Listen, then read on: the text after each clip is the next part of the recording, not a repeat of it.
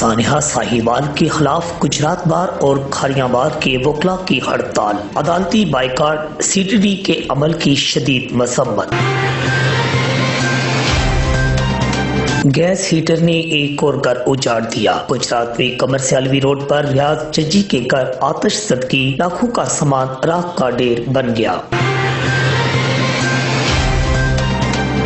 عوام اور پولیس کے مابین رابطوں کو مزید بہتر بنانے کے لیے آر پی او گوجرانوالہ طارق عباس قریشی کا ایک اور انقلابی قدم، ریجنل پولیس ہیلپ لائن 8440 کا افتتاح۔ جلال پور جٹا میں 3 سالہ بچہ نالے میں گر کر جاں بحق، معصوم بچے ابراہیم کے اہل خانہ کا میونسپل کمیٹی اور ضلعی انتظامیہ کے خلاف احتجاج۔ 2 پولیس اہلکار میاں بیوی کی لو میرج کا بھیانک انجام۔ پنڈی بٹیا میں شوہر کانسٹیبل نے لیڈی کانسٹیبل بیوی کو گولیاں مار کے قتل کر دیا، نعش سڑک پر پھینک دی۔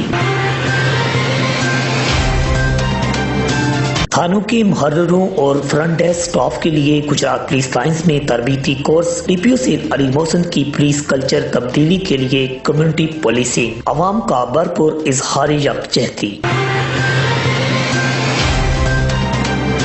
بارش کی کہانی، ہر طرف پانی ہی پانی۔ گجرات میں کئی گھنٹے کی مسلسل بارش نے شہر کے کئی علاقے ڈبو دیے، ناقص سیوریج سے عوام پریشان۔